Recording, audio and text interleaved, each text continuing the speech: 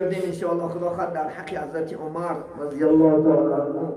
جمعه دیگر کاملا خداخواد حکایه های شیرین دارد، حکایه های زیرین دارد، انشاءالله به سهم شما عزیزان میرسانیم. عمر محترم جماعت عشره مبشره است. پیغمبر صلی الله علیه و سلم 10 نفر صحابه ها را بشارتی در زندگیش به جنت دادگی است. الحمدلله. ولی ما شما بشارت نداریم. پیغمبر صلی الله علیه و سلم یکیش خدا خواهد 4 چهاریان عمر رضی الله تعالی عنه است که در زندگیش جنتی شدگی است. خدا خواهد انشاءالله اینا شاهی جنت میشن. الحمدلله. یعنی خدا پیغمبر بشارت دادگی، کسی که رسول الله بشارت دادگی البته جنتی انشاءالله. خدا خواهد 10 سال حضرت انشاءالله خدا خواهد شکیا کرگیان، پادشاهی کرگیان. 10 سال در مابین 10 سال چندین شهرها آباد شد. در مابین 10 سال خدا خواهد رعیتش حکومت برقرار کردن. 10 سال ساخت انشاءالله دولتداری را حضرت عمر کرده است. اسلام میشه خودش 4 نفر هستن، 4م نفر یکیش حضرت عمر رضی الله تعالی عنه است. دولت خدا خواهد دولت عادلیت ساخت. الحمد حتی زیر سایش مردم راحت میکنن. زیر سایش ببینید پیامبر صلی الله علیه و گفتن شب در خواب گفتن برای من یک قدح شیر آوردن. یک قدح شیر آوردن. وقتی شیر خوردم باقی ماندش مون گفتن حضرت عمر ندادمش. گفتن عمر خورد. گفتن یا رسول الله تعبیر این خواب چیه؟ گفتن علم بود. حتی من شیر گفتن همچنان خوردم که شیر تمام گفتن حتی تانوکای چلیکای من تاثیر کرد. باقی ماندهش گفتن عمر ندادم. مقصد از شیر چی است؟ گفتن علم است. علما گفتن که اگر علم عقل گفتن علمی گفتن حضرت عمر یک پله ترازو مانه، تمام مردم دنیا را علم شد در یک پله ترازو مانند از حضرت عمر وزن می آمد است.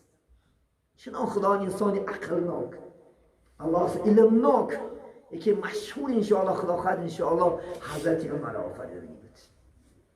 حضرت عمر نفقه که امروز مستفیدا میگیرن حضرت عمر تشکیل کرده. پنسیه نفقه امروز پسابیه میگه کودکان حضرت عمر تشکیل کرده. حضرت عمر چنان بود که شبها خواب نمیرفت. ببینید تا سحر شهر دور زده میبود مدینه را که مردم چی شکایت دارد.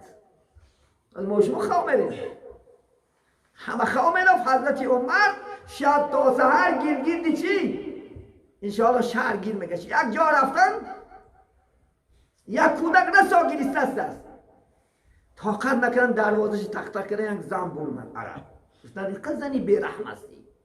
این بچه بیچاره این قدار داره که گریسته عقل شیرش نمیتی نا انصاف.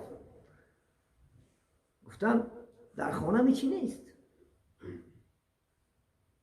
نه بخورونمش. گفتن این چند ساله است؟ 1 ساله. چوه از شیر براوردش؟ گفتن برای همین براوردم که عمر بفهمه برای کودکان نفقه براره.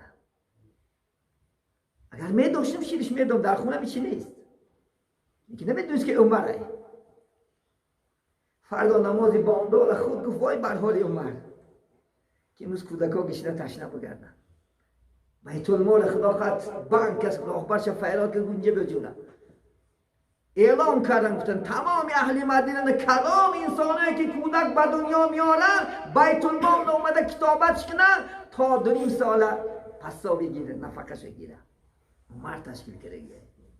حضرت عمر عادل الحمدلله. عمر الفاروق و پیغمبر سلام فرق کننده حق و باطل. چنان عمر بود که هرگز شکم سیری نمیدید. یک تا چپان داشت الحمدلله. 12 یمام داشت. از ما شما خواهد کم کرد روبر میکنن قصر میسوزه 10 چه میسوزه. هر را موشینه اومد اون کش سیو میکنه. نرو خدا خواهد انشاءالله هر نمود بکنیم. سفیری میگد ایران برای زیارت حضرت عمر مدینه اومد. وقتی که اومد در مدینه خیال کرد که میگد وای مدینه در یک خدا خواهد قصر زندگی میکنه که 125 دولت زیر تصرفش بود. 125 دولت نه پرزیدنت بود. پرزیدنت های ما یک مملکتان در خلاص 125 دولت. وقتی که اومد اطراف مدینه دید که جان خونه یک خوب باشد، خونه بلند باشد. یک عرب بید گفت چیکار کرده سودیت؟ گفت من خونه عمر کافت هستم. چون عمر گفت یک شاه خونش در گیجا باشه، قصرش در گیجا باشه. گفتن عمر انا زیر خرمان در بالای خوشاکا خواه نه. وقتی که سفیر میگه عمر دید بخیر نامد که از سیاستش دنیا میلرزه. این جواک شوی گفت چیگه پس بنده خدا حیرونی؟ من خیال کنم که حضرت شما در یک قصر هستی، پاشانشین هستی، مالایق دنیا نیستی. بین عزیزی خدا خواهد وقت هم شده است تا چی اندازه انشاءالله از ترسی الله کار میکنند. خدا خواهد حکایه های شیرین دارد. خدا خواهد روز جمعه دیگر خدا اگر فرصت یا نموریم انشاءالله خدا خواهد ما با دیگر مسجد اگر سفر نداشته باشیم انشاءالله خدا خواهد وعدتو میکنیم که درباره حضرت عمر انشاءالله خدا خواهد کاملا انشاءالله خدا خواهد بسر شما، چون که حاضر تغییراتش دست امام گاه دیگر مسجدها اگر خدا انشاءالله خدا خواهد همینجا باشیم انشاءالله خدا خواهد البته یه روز بس همه شما خدا خواهد این حضرت عمر که حکایش زیرینش بس همه شما برسانیم.